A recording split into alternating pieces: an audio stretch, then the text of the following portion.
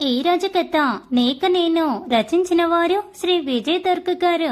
తెల్లవారాక ఆశ్రిత్ ఆఫీస్కి రెడీ అయిపోయి బ్రేక్ఫాస్ట్ చేయటానికి డైనింగ్ టేబుల్ దగ్గరికి వస్తాడు. రవలి గారు దోశలు తీసుకొచ్చి ఆశ్రిత్కి పెట్టి చట్నీ వడ్డించి తన ఎదురుగా కూర్చొని ఆశ్రిత్ని చూస్తూ ఉంటారు.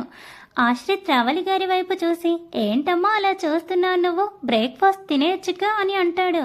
రవలి గారు, తింటానులే కానీ నిన్న మాట్లాడింది నా ఆశ్రిత్నేనా అని చూస్తున్నా.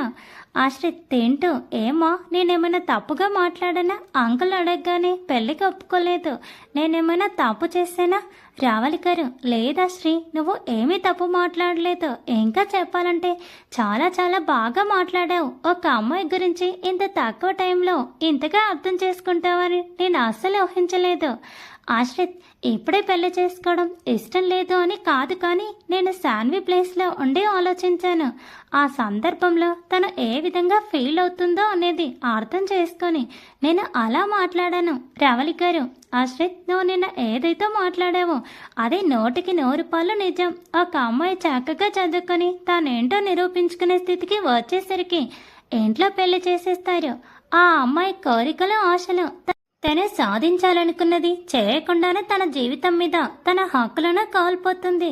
పెళ్లి జరగగానే ఒక అమ్మాయి జీవితం పూర్తిగా మారిపోతుంది. అంతవరకు స్వేచ్ఛగా తిరిగిన అమ్మాయికి ఒకసారిగా తన స్వేచ్ఛ తనకి దూరం అయిపోయినట్టుగా ఉంటుంది. కొత్తగా వచ్చిన ఇంట్లో తనకి ఎంత స్వేచ్ఛ ఇచ్చినా పుట్టింట్లో ఉన్నంత స్వతంత్రంగా ఉండలేకపోతుంది. తన పరిస్థితులను అర్థం చేసుకొని సర్దుకుపోవటానికి కాస్త సమయం పడుతుంది. అలాగే అబ్బాయి విషయంలో కూడా పెళ్లి తర్వాత జీవితం మారిపోతుంది.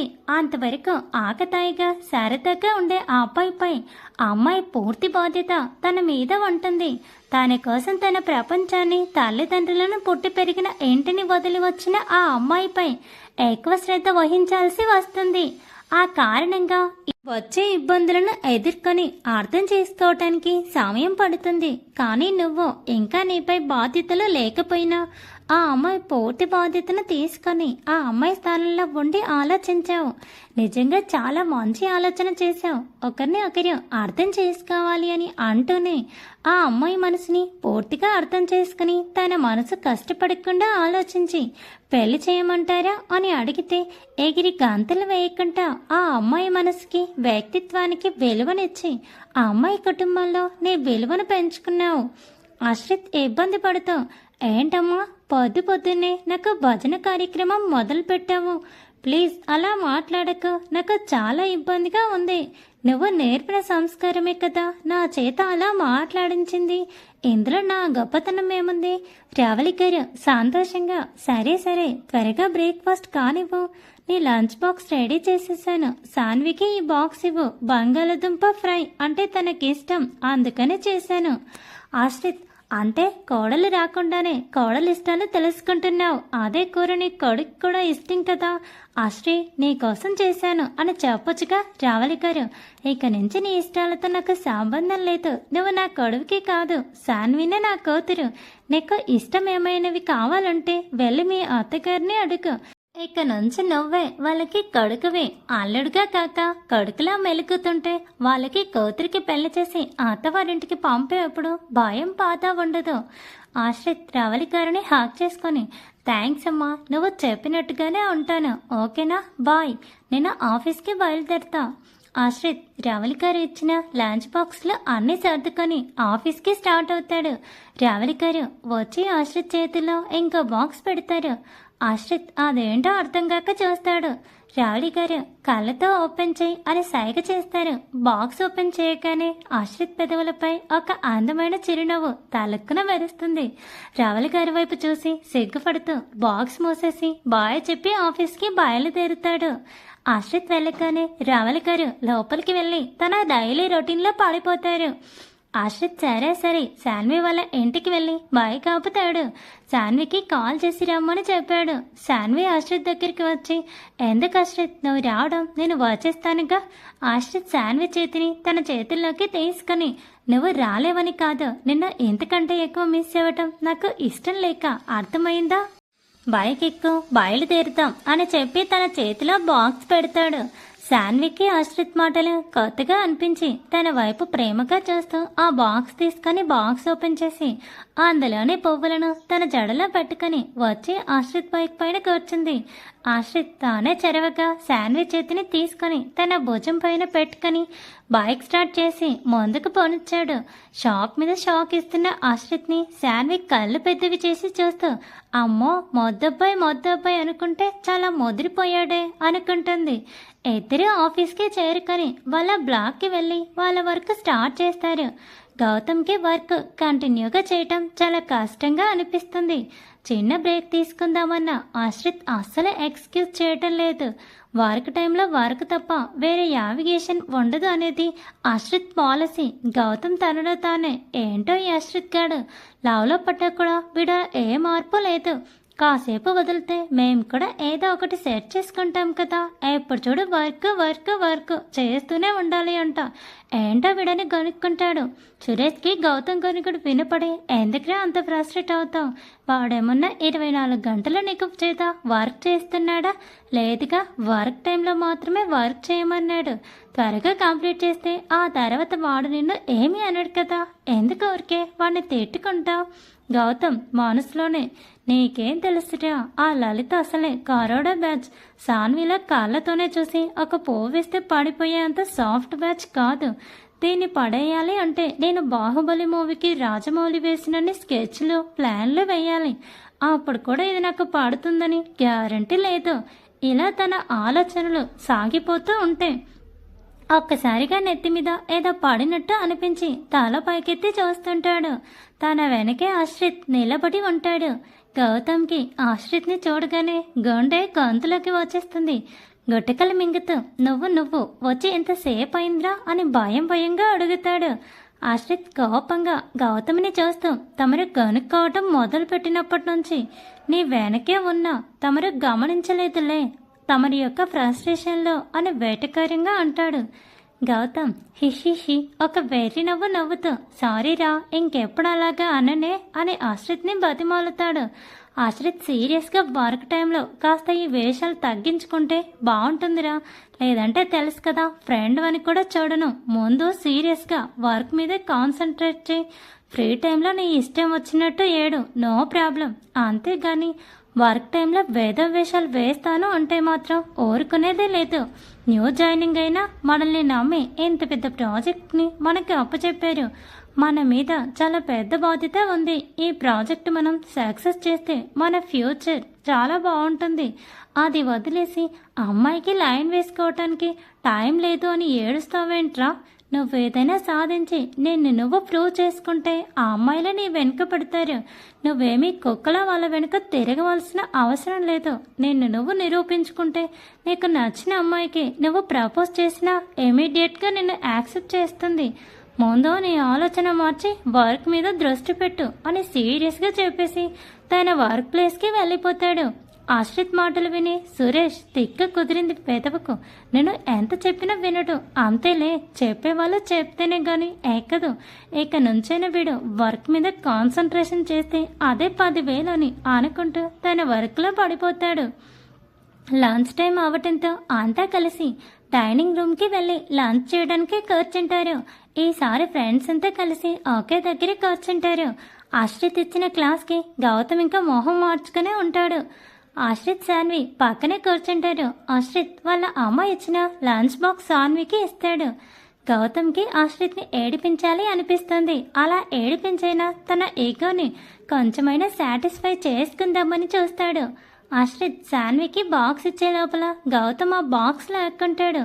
ఆశ్రిత్ సీరియస్గా గౌతమ్తో హరే గౌతమ్ మర్యాదగా సాన్వికి ఆ బాక్స్ ఇచ్చాయి, నీకు కావాలంటే నా బాక్స్ తీసుకో అని తన బాక్స్ గౌతమ్ ముందుకు నెట్టాడు.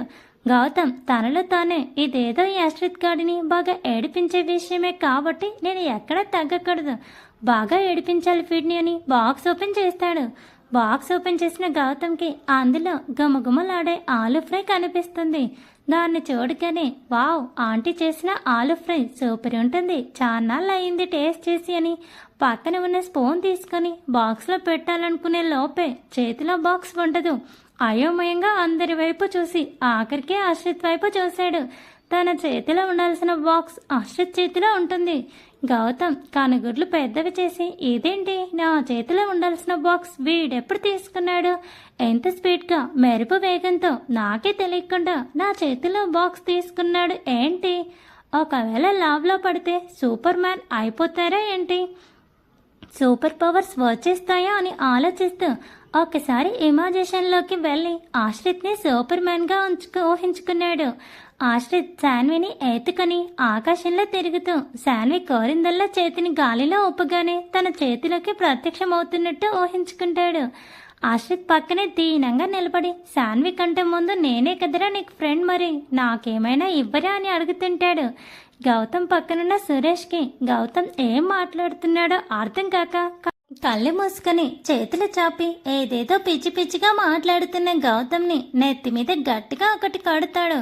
ఆ దెబ్బకి ఊహల్లో తేలిపోతూ ఉన్న గౌతమ్ రియాలిటీకి వచ్చి కళ్ళు తెరిచి అందరి వంక పిచ్చి చూపులు చూస్తుంటాడు. గౌతమ్ ఆశ్రిత్ శాన్విని చూసి వాళ్ళ మామూలు బట్టల్లోనే వండటం గమనించి, ఆశ్రిత్ని సూపర్ మ్యాన్ డ్రెస్ ఏమైంది? శాన్విని ఏంజల్ డ్రెస్ ఏది? ఇంతలోనే డ్రెస్ ఇప్పుడు మార్చుకున్నారు, మీరు ఆకాశంలో నుంచి ఎప్పుడు వచ్చారు అని వేరే ప్రశ్నలు వేస్తాడు. గౌతమ్ వేరే ప్రశ్నలు విన్న సురేష్ ఇంకోసారి గట్టిగా నెత్తి మీద కొట్టి, ఒరేయ్ మెలకువగానే ఉండి కళ్ళలు కంటున్నావా? కళ్ళు తెరువు, లంచ్ టైం అయిపోతుంది, త్వరగా తినటం మొదలుపెట్టు అంటాడు. పూర్తిగా స్పృహలోకి వచ్చిన గౌతమ్ ఆశ్రిత్ వైపు చూస్తాడు. ఆశ్రిత్ తానే కోపంగా చూస్తూ ఉంటాడు. గౌతమ్ తనలోనే, దీని అమ్మ జీవితం, ఈరోజు టైం అసలు బాగాలేదు, వీడికి ఎలా దొరికిపోతున్నాను ఏంటో అని తనని తానే తిట్టుకుంటాడు. ఆశ్రిత్ తింటే వర్క్ మొదలు పెట్టచ్చు అని కాళ్ళతోనే సైగ చేసి చూపిస్తాడు. గౌతమ్ కూడా ఆ బాక్స్ ఇస్తే తింటా అని వెంత విద్యగా కళ్ళు తిప్పి సైగ చేసి చెప్తాడు. ఆశ్రిత్ పోరా అని శాన్వికి బాక్స్ ఇచ్చి తన బాక్స్ ఓపెన్ చేసి తినటం మొదలుపెట్టాడు. ఈ గొడవంతా చూసిన శాన్వికి గౌతమ్ని చూసి పాపం అనిపించి గౌతమ్కి కొంచెం షేర్ చేద్దామని ముందుకు వంగుతుంది. ఆశ్రిత్ అది గమనించి శాన్విని వెనక్కి లాగి కూర్చోపెట్టి, అమ్మ అది నీ ఒక్కదానికే ఇమ్మని మరీ చెప్పింది, కొడుక్కి నాకు కూడా పెట్టలేదు, అది కేవలం నీకు మాత్రమేనట.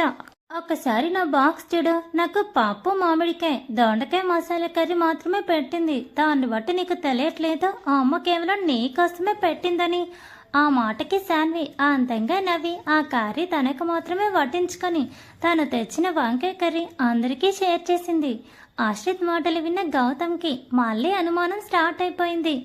అంతా లంచ్ తినడం మొదలు పెట్టారు, కానీ గౌతమ్ తినకుండా తీవ్రంగా ఆలోచిస్తూ ఉన్నాడు. సురేష్ అది గమనించి, మళ్ళీ ఏం వచ్చిందిరా తినకుండా ఆలోచిస్తున్నావు, తినరా బాబు టైం అవుతుంది అంటాడు. ఆ మాటలకి ఆశ్రిత్ గౌతమ్ వైపు చూస్తాడు. ఆశ్రిత్ గౌతమ్ని ఏంటి అన్నట్టు కళ్ళతోనే సైగ చేసి అడుగుతాడు. గౌతమ్ అంటే శాన్వి కోసం స్పెషల్గా కర్రీ చేసి పంపటం ఏంట్రా? ఆంటీకి తెలుసా శాన్వి విషయం, చెప్పేశావా నువ్వు అని అడుగుతాడు. ఆశ్రిత్ చాలా క్యాజువల్గా, చెప్పేశాను, నిన్న ఈవినింగ్ ఆఫీస్ నుంచి వెళ్ళాక మా నాన్నగారిని వీడియో కాల్లో ఉంచి అమ్మని తీసుకొని శాన్వి వాళ్ళ ఇంటికి వెళ్ళి వాళ్ళ అమ్మగారి నాన్నగారి ముందు నేను శాన్వి ఇద్దరు ఒకరికొకరు ఇష్టపడుతున్నాము, మీరు ఒప్పుకుంటారా, మీకు ఇష్టమేనా అని అడిగేశాను అని చెప్తాడు. అలా చెప్పి శాన్వి వైపు చూస్తున్న ఆశ్రిత్కి ఏదో కింద పడి దబ్బని పడ్డ సౌండ్ వినిపిస్తుంది. ఆశ్రిత్ కంగారుగా చూసేటప్పటికి గౌతమ్ కింద పడి గిలగిలా కొట్టుకుంటూ కనిపిస్తాడు. ఆశ్రిత్ వీడి ఇవాళ మరీ ఎక్కువ చేస్తున్నాడుగా, నా వల్ల కాదు ఇంకా భరించటం అంటాడు. శాన్వి, సుధా, లలిత, సురేష్ గౌతమ్ని చూసి నవ్వుతారు. సురేష్ గౌతమ్ని లేపటానికి వెళ్తుంటే లలిత సురేష్ని ఆపి నేను హ్యాండిల్ చేస్తానని వాటర్ బాటిల్ తీసుకొని గౌతమ్ దగ్గరికి వెళుతుంది. లలిత గౌతమ్ దగ్గరికి వెళ్ళి ఇప్పుడు చెప్తారా నీ పని అని బాటిల్ క్యాప్ ఓపెన్ చేసి బాటిల్లో వాటర్ ఎంత మొహం మీదిగా దారిగా పంపిస్తుంది. గౌతమ్ ఒక్కసారిగా ఉక్కిరి బిక్కిరే లేచి కూర్చుంటాడు. గౌతమ్ లలితను చూసి నీ మెంటల్ మొహందానా, ఈ నీళ్ళెందుకే నా మీద పోస్తావు, చుంచు మొహందానా అని తిడతాడు. లలితకి ఇంకా కోపం వచ్చి నువ్వేరా మెంటల్, అందుకే ఇలా పాడిపోయావు, నీళ్లు పోసి లేపా చూడు, నాది తప్పు, నీ మీద నీళ్లు కదరా, వేడి వేడి సాంబార్ పోయాలి ఎలక మొహమోడ అని తిట్టి తన ప్లేస్కి వెళ్ళి కూర్చుంటుంది. గౌతమ్ పైకి లేచి, అమ్మో ఇది అలాంటిదే, వేడి వేడి సాంబార్ మీద పోసినా పోసేస్తుంది, దీన్నెందుకు కెలకడమని షర్ట్ దులుపుకొని లంచ్ చేయడానికి కూర్చుంటాడు. అందరు ఇలా కంప్లీట్ అయిపోయిన తర్వాత వర్క్ ప్లేస్ వెళ్ళటానికి స్టార్ట్ అవుతారు.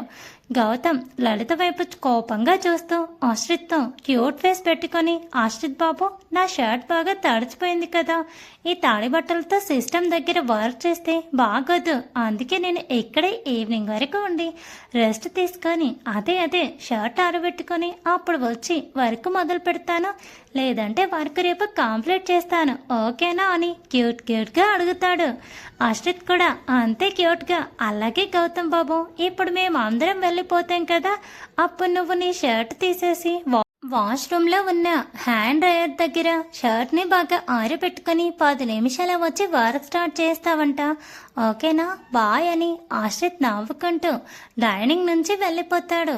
మిగతా వాళ్ళు కూడా గౌతమ్ని చూసి నవ్వుకుంటూ వెళ్ళిపోతారు. గౌతమ్ చిరాగ్గా, ఎప్పుడు ఇంత వీడు, అప్పుడు చదువుకునేటప్పుడు అలాగే ఏడిపించాడు నన్ను, ఇప్పుడు నా కర్మకాలి వీడి దగ్గర పడ్డాను, ఇప్పుడు నన్ను అలాగే ఏడిపిస్తున్నాడు అని నేలుక్కుంటూ షర్ట్ తీసి వాష్రూమ్లోకి వెళ్ళి హ్యాండ్ డ్రయర్ దగ్గర ఆరిపెట్టుకుని వర్క్ కోసం వెళ్ళిపోయాడు. గౌతమ్ని చూసి లలిత నవ్వు ఆపుకోలేక చిన్నగా నవ్వుతూ ఉంటుంది. లలితనలా చూసిన గౌతమ్ ఇంకా ఉడుక్కుంటాడు. గౌతమ్ లలితను చూస్తూ, నాకు ఓ రోజు వస్తుంది, అప్పుడు చెప్తా నీ పని, అప్పుడు ఇంతకంటే ఎక్కువ నవ్వుతాను నేను అని పెదలు కదుపుతూ చిన్నగా అంటాడు. లలిత సీరియస్గా గౌతమ్ వైపు చూసి, అరుంధతి లెవెల్లో నువ్వు నన్ను ఏం చేయలేవురా అని ఎక్స్ప్రెషన్ పెడుతుంది. లలితను అలా చూసిన గౌతమ్ బిక్కముఖం వేసుకొని, చిన్నపిల్లోడిని చేసి అందరూ నన్ను ఏడిపిస్తున్నారు, మీతో కటిఫ్ అని సిస్టంలో తన వర్క్ స్టార్ట్ చేస్తాడు. అలా సరదాగా ఆ రోజు గడిచిపోయింది. ప్రాజెక్ట్ వర్క్ ఎండింగ్ వచ్చేసరికి టీం అందరికీ వర్క్ ప్రెషర్ ఎక్కువైంది. అవసరమైతే ఎక్స్ట్రా వర్క్ చేస్తూ ప్రాజెక్ట్ని సక్సెస్ఫుల్గా కంప్లీట్ చేయాలని టీం అంతా డిసైడ్ అయ్యారు. శాన్వి, ఆశ్రిత్ ఫుల్గా వర్క్లో మునిగిపోయారు. గౌతమ్ కూడా బాగానే కష్టపడుతున్నాడు. ఎప్పుడూ వర్క్ అంటే బాధకించి గౌతమ్ అంత కష్టపడటం చూసి సురేష్కి కూడా కొంచెం బాధగా అనిపించింది. ఈ ప్రాజెక్ట్ సక్సెస్ఫుల్గా కంప్లీట్ అయిపోగానే గౌతమ్ గారికి మంచి పార్టీ ఇవ్వాలి, అప్పుడు కానీ వీరికి వర్క్ అంటే ఇంట్రెస్ట్ పెరగదు అనుకుంటాడు. సురేష్ టీం అంతా ప్రాజెక్ట్ వర్క్ కంప్లీట్ చేశారు. 2 డేస్లో ప్రాజెక్ట్ సబ్మిట్ చేయాలి. ఒకసారి టీం లీడర్స్గా శాన్వి, ఆశ్రిత్ రీచెక్ చేయాల్సి ఉంటుంది. హెడ్ని పర్మిషన్ అడిగి శాన్వి, ఆశ్రిత్ ప్రాజెక్ట్ వర్క్ని ఇంట్లో చెక్ చేయాలి అన్నారు. హెడ్ శాన్వికి, ఆశ్రిత్కి పర్మిషన్ ఇచ్చి ప్రాజెక్ట్ సబ్మిషన్ రోజున పర్ఫెక్ట్ ప్రాజెక్ట్తో రమ్మని చెప్పాడు. శాన్వి, ఆశ్రిత్ హెడ్కి థ్యాంక్స్ చెప్పి ప్రాజెక్ట్ని పెన్ డ్రైవ్లో సేవ్ చేసుకుని ఇంటికి బయలుదేరారు. బైక్ మీద వెళుతూ శాన్వి, ఆశ్రిత్తో ప్రాజెక్ట్ వర్క్ని పెన్ డ్రైవ్లో పెట్టుకుని వచ్చేసాము. కరెక్ట్, ఇప్పుడు ఎలా ఇద్దరం ఒకే దగ్గర ఉండి వర్క్ చేయాలి, మరి రేపు ఎలా చేద్దాం, ఏదో ఒకటి ప్లాన్ చెయ్యి అంది. ఆశ్రిత్, ఎందులో ప్లాన్ చేయడానికి ఏముంది, నువ్వు మా ఇంటికో లేక నేను మీ ఇంటికో వస్తే సరిపోతుంది, అక్కడే వర్క్ కంప్లీట్ అయ్యే వరకు వండి చేస్తే సరే. శాన్వి, ఇదేదో బాగానే ఉంది, అయితే నువ్వే మా ఇంటికి వచ్చేసాయి. ఆశ్రిత్, అబ్బా ఆశ, రోజు నేనేగా వస్తాను, అందుకే రేపు నువ్వేరా, మీ అత్తగారు కూడా నిన్ను అడుగుతుంది. శాన్వి గారంగా, అబ్బా ఆశ్రిత్ ప్లీజ్ నువ్వేరా, నాకు మీ ఇంటికి వస్తే వర్క్ చేయబుద్ధి కాదు, ఆంటీతో కబుర్లు చెప్పాలనిపిస్తుంది, మీ గార్డెన్లో ఆడుకోవాలి అనిపిస్తుంది, నువ్వు రావా ప్లీజ్, నా బొజ్జు కదు అని అంది. ఆశ్రిత్, ఆ బాబా మీ ఆడవాళ్ళు విన్నారే, మీ అవసరమైతే ఎంత బాగా బతిమాలుతారో, అదే మా అవసరం లేదంటే మా వైపు కన్నెత్తి కూడా చూడరు. అమ్మా, నువ్వు కూడా ఎలా తయారైపోయావు, ఇప్పుడు ఇలా ఉంటే రేపు పెళ్ళైన తర్వాత నా పరిస్థితి ఏంటంటా, ఏమైనా తొందరపడ్డానంటావా? ఆశ్రిత్ ఆ మాట పూర్తి చేయకముందే శాన్వి ఆశ్రిత్ భుజం మీద గట్టిగా గిచ్చింది. బైక్ డ్రైవ్ చేసేవాడల్లా బైక్ని కాస్త స్లో చేసి, అబ్బా రాక్షసి అలా గిచ్చేసావేమే, చెప్తానుండు నీ పని, టైం చూసి నీకు ఉంటుంది నా చేతుల్లో. శాన్వి ముందు బైక్ జాగ్రత్తగా చూసి డ్రైవ్ చేయి, ఆ తర్వాత మాటలు చెప్తూ గాని అని మూతి ముడిచి మొహం తిప్పుకుంది. ఆశ్రిత్ శాన్వి అలగటం, మూతి తిప్పటం సైడ్ మిర్రర్లో చూసి అబ్బో మేడం గారిలో కొత్త యాంగిల్స్ బయటపడుతున్నాయే, ఇది కూడా బాగుంది చూద్దామని నవ్వుతూ బైక్ డ్రైవ్ చేసి శాన్విని వాళ్ళ ఇంటి దగ్గర దించాడు. బైక్ దిగగానే ఎప్పుడూ నవ్వుతూ బాయ్ చెప్పి ఇంట్లోకి రావచ్చుగా అని రిక్వెస్ట్ చేసి శాన్వి ఇవాళ తన వైపు కూడా చూడకుండా సరాసరి ఇంట్లోకి వెళ్ళిపోయింది. అబ్బో ఇదంతా కోపమే, మేడం గారి ఇలాంటి కోపాన్ని మధ్యలోనే వదిలేస్తే ఎలా, పూర్తి చేసి వెళ్దామని బైక్ స్టాండ్ వేసి శాన్వి వెనకాల ఇంట్లోకి వెళ్ళాడు. ఆశ్రిత్ మీద కోపంగా ఉన్న శాన్వి ఆశ్రిత్ వెనకాల రావడం గమనించుకోలేదు. ఇంట్లోకి రావటమే శాంతి గారికి కంప్లైంట్గా చూడమ్మా ఆశ్రిత్ నన్ను ఏమంటున్నాడు, నేను మారిపోయానంట, ఇప్పుడే ఇలా ఉంటే రేపు పెళ్ళయ్యాక ఎలానో మారిపోతానట, తొందరపడి నన్ను పెళ్లి చేసుకోవటానికి కమిట్ అయ్యాను అని ఫీల్ అవుతున్నాడు అని ఏడు మొహం పెట్టుకొని చెప్పింది. శాంతి గారికి అంతా అయోమయంగా ఉంది. రోజు నవ్వుతూ హుషారుగా వచ్చే పిల్ల ఇలా బొడుక్కుంటూ ఏడుపు మొహం పెట్టుకొని ఎందుకు వచ్చిందా అని. ఈ లోపల శాంతి గారికి గుమ్మం దగ్గర ఆశ్రిత్ కనపడ్డాడు. శాంతి గారు ఆశ్రిత్ అని పిలిచేసరికి ఆశ్రిత్ మాట్లాడుతూనే చేతితో సైగ చేస్తాడు. శాంతి గారికి విషయం అర్థమై ఇదేదో చిలిపి తగాదలా ఉంది అని సైలెంట్ అయిపోయారు. శాన్వి అలాగే ఉడుక్కుంటూ తన హ్యాండ్ బ్యాగ్ సోఫాలో పడేసి విసుగ్గా తన రూమ్లోకి వెళ్ళి పోతుంది. ఆశ్రిత్కి శాన్వి అలా ఉడుక్కోవడం విసుక్కోవడం భలే నచ్చుతుంది. శాంతి గారు ఆశ్రిత్ని చూసి నవ్వుతూ కిచెన్లోకి వెళ్ళిపోతారు. ఇద్దరికి కాఫీ తేవడం కోసం శాన్వి తన రూమ్లోకి వెళ్ళి కూడా ఇంకా ఆశ్రిత్ని తిట్టుకుంటూ చిందలు తొక్కుతుంది. ఆశ్రిత్ శాన్వి రూమ్ బయట నిలబడి శాన్వి చేసేదంతా చూస్తూ ఉంటాడు. తన మంచం పక్కన ఉన్న ఒక టెడ్డీని గట్టిగా పట్టుకొని ఓయ్ మొద్దబ్బాయి ఏదో పోనీలే మంచోడు కదా అని చూస్తూ ఉంటే ఏంటి ఎక్కువ చేస్తున్నావు, చూడు మొద్దబ్బాయి నేను చాలా మంచిదాన్ని కాబట్టి నిన్ను ప్రేమిస్తున్నాను, లేదంటే ఇలాంటి మొద్దబ్బాయి ఎవరైనా ప్రేమిస్తారా, నీ పని చెప్తా ఉండు అని టెడ్డీ ముక్కు పట్టుకొని గట్టిగా లాగుతుంది. ఆశ్రిత్ తక్కున తన ముక్కు మీద చేయి వేసుకుంటాడు. శాన్వి నిజంగా తన ముక్కు పట్టుకుంది ఏమో అని తన చర్యకి తనకే నవ్వొస్తుంది. శాన్వి అల్లరి చూసి చాలా మురిసిపోయాడు. శాన్వి ఇంకా ఆ టెడ్డీలోనే ఆశ్రిత్ని ఊహించుకుంటూ అయ్యో నీ ముక్కు గట్టిగా లాగానా, నొప్పి పుట్టిందా, సరే నేను నొప్పి తగ్గించినా అంటూ ముద్దు పెట్టినట్టుగా తన పెదవులను టెడ్డీకి ఆంచింది. ఆశ్రిత్కి శాన్వి టెడ్డీకి అలా చేసిన తనకే ముద్దు పెట్టినట్టుగా ఒక్కసారిగా గుండె జల్లుమంది. శాన్వి కాసేపలా టెడ్డీతో అలానే ఆడుకొని బెడ్ పక్కన పెట్టి ఓకే ఆశ్రిత్ నేను ఫ్రెష్ అయ్యి వచ్చి నీకు ఫోన్ చేస్తా, అసలే నువ్వు వెళ్ళేటప్పుడు నీకు చెప్పలేదు కదా, నన్ను తిట్టుకుంటూ ఉంటావు, ఫోన్ చేసి నీకు సారీ చెప్తాను ఓకే అని టెడ్డీకి బాయ్ చెప్పి ఫ్రెష్ అవటానికి బాత్రూంలోకి వెళ్ళిపోయింది. ఆశ్రిత్ నవ్వుకుంటూ హాల్లోకి వచ్చి కూర్చున్నాడు. శాంతి గారు ఏంటి ఆశ్రిత్ అప్పుడే అలకలు మొదలు పెట్టేసిందో. ఆశ్రిత్ నవ్వుతూ అలాంటిదేమీ లేదా ఆంటీ అని శాంతి గారు తెచ్చిన కాఫీ కప్ తీసుకున్నాడు. ఆశ్రిత్ ఉన్నాడని విషయం తెలియని శాన్వి ఫ్రెష్ అయి వచ్చి నైట్ డ్రెస్ వేసుకొని టెడ్డీని పట్టుకొని పాట పాడుకుంటూ డ్యాన్స్ చేసుకుంటూ హాల్లోకి వచ్చింది. శాన్వి తన పాడుతున్న సాంగ్లో ఇన్వాల్వ్ అయిపోయి పిచ్చి పిచ్చిగా డాన్స్ చేస్తూ మొద్దబ్బాయి చాలా చాలా మంచి అబ్బాయి అని పాడుకుంటూ హాల్ అంతా 2 రౌండ్స్ వేసి సోఫాలో కూలపడింది. శాన్వి చేష్టలకి శాంతి గారు నోటి మీద 2 చేతులు పెట్టుకుని కళ్ళు పెద్దవి చేసి మరి తననే చూస్తూ ఉండిపోయారు. ఆశ్రిత్కైతే రేప వేస్తే తను ఏదో అద్భుతాన్ని మిస్ అయిపోతానో ఏమో అన్నట్టు తల తిప్పుతూ శాన్వి ఎటువైపు వెళితే అటే చూస్తూ ఉన్నాడు. ఇవేమీ గమనించని శాన్వి హాల్లో తను ఒక్కతే ఉన్నట్టుగా చక్కగా డాన్స్ చేసి అలసిపోయి సోఫాలో పడిపోయి అలాగే టెడ్డీని పట్టుకొని కళ్ళు మూసుకొని ఉండిపోయింది. స్పృహలోకి వచ్చిన శాంతిగారు ఆశ్రిత్ అక్కడ ఉన్నాడు కదా అని ఏ శాన్వి ఏంటి ఇది అని శాన్విని అరిచారు.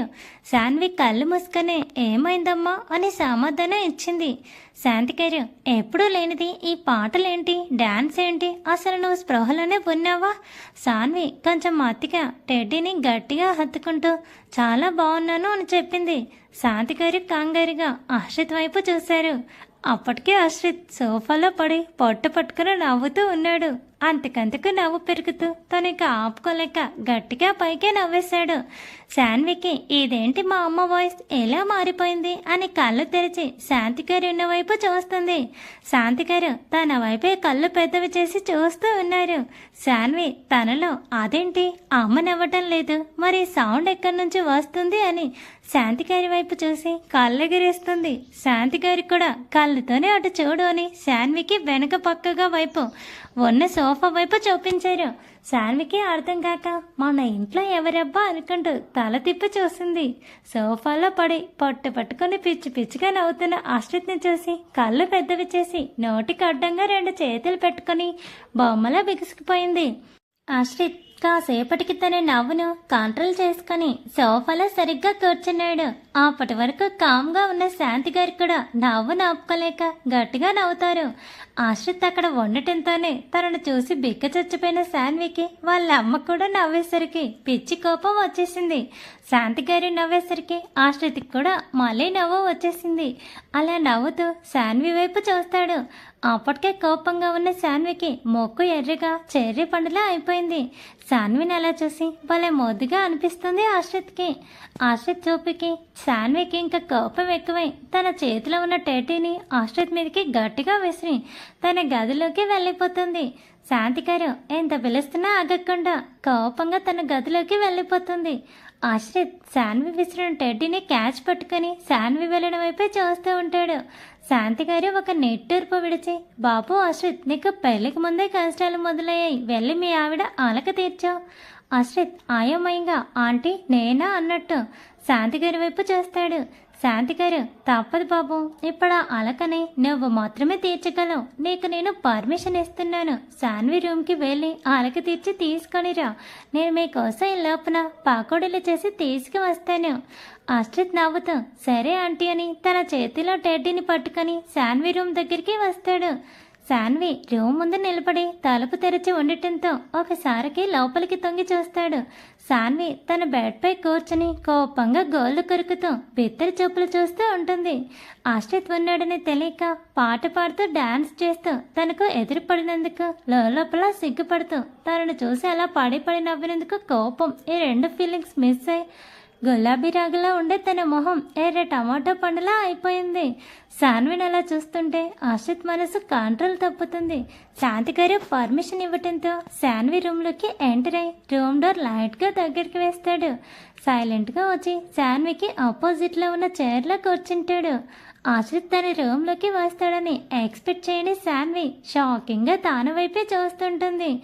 ఆశ్రిత్ శాన్వి వైపు కొంటగా చూస్తూ టెడ్డీని చేతితో పట్టుకొని టెడ్డీ ముక్కు గట్టిగా లాగి వదిలి, అయ్యో నొప్పి పుట్టిందా, నీకు నొప్పి తగ్గించినా అని శాన్వి వైపు చూస్తూనే టెడ్డీకి దగ్గరగా తన పెదవులు తీసుకొచ్చి టెడ్డీకి ముద్దు పెట్టేస్తాడు. ఆశ్రిత్ డాన్స్ చేస్తూ దొరికిపోయినందుకే బీక చచ్చిపోయిన శాన్వికి తన రూమ్లో చేసింది కూడా ఆశ్రిత్ చూశాడని తెలియటంతో ఇంకా సిగ్గుతో ముడుచుకుపోయింది. ఆశ్రిత్ ముందు తన సిగ్గుని ఎలా కంట్రోల్ చేసుకోవాలో తెలియక అక్కడి నుంచి లేచి దూరంగా ఆ గదిలో కిటికీ వైపు వెళ్ళిపోయి టెన్షన్గా తన చేతులని నలిపేసుకుంటూ ఉంది. శాన్వి ఒక్కసారిగా అలా వెళ్ళిపోవటంతో ఆశ్రిత్ టెడ్డీని అక్కడే పెట్టి శాన్వికి దగ్గరగా వెళ్తాడు. ఆశ్రిత్ దగ్గరికి రావడం చూసి బెదిరుతున్న కళ్ళతో ఆశ్రిత్ని చూస్తూ వెనక్కి అడుగులు వేస్తుంది. ఆశ్రిత్ ఇంకా దగ్గరికి వచ్చేసరికి ఇంకా వెనక్కి వెళ్తుంది. కానీ గోడ తగలటంతో ఇంకా వెనక్కి వెళ్ళటానికి దారి లేక అక్కడే సిగ్గుగా తల వంచుకొని నిలబడి ఉండిపోతుంది. ఆశ్రిత్ శాన్వి ఎదురుగా నిలబడి తన చేత్తో శాన్వి గడ్డం పట్టుకొని శాన్వి తల ఎత్తి తనని చూస్తాడు. కోపంలో ఎర్రగా టమాటో పండులా అయిపోయిన శాన్వి ముఖం ఇప్పుడు సిగ్గుతో ఎర్ర గులాబీలా మారిపోయింది. ఎర్ర గులాబీలా అయిపోయిన శాన్వి మొహాన్ని చూసి తన 2 చేతుల్లోకి శాన్వి మొహాన్ని తనకి దగ్గరగా తీసుకుంటాడు. శాన్వికి ఆశ్రిత్ అంత దగ్గరగా ఉండేసరికి తన గుండె వేగం పెరిగి తనలో అలజడి రేగుతుంది. అదురుతున్న పెదవులతో ఆశ్రిత్ వైపు కళ్ళు పెద్దవి చేసి చూస్తుంది. ఆశ్రిత్ ఇంకాస్త శాన్వి మొహం దగ్గరికి తన మొహాన్ని తీసుకువచ్చి శాన్వి నుదుటిపైన ముద్దు పెడతాడు. ఆశ్రిత్ చర్య శాన్వి మత్తుగా కళ్ళు మూసుకొని వండిపోతుంది.